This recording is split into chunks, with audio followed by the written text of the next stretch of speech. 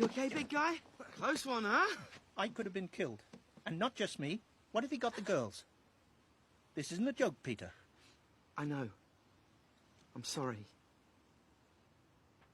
You're all right, though, right? I've got your jacket back. It's not as symbolic as mine, you know, not being your dad's and all. And it's brown, too, which is a mistake, because you're brown. I mean, brown on brown, who wears that? It's a bit matchy-matchy. Yeah, it's actually a bit confusing. Half the time we think you're naked.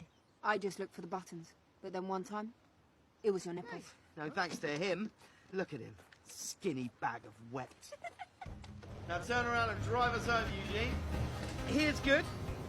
He's taking us into town. So this is London. Wow! Big Ben! Wow, it's gigantic. I hope you appreciate this, Flopsy. I never got to travel when I was your age. What? You were my age like three streets ago. It goes so fast.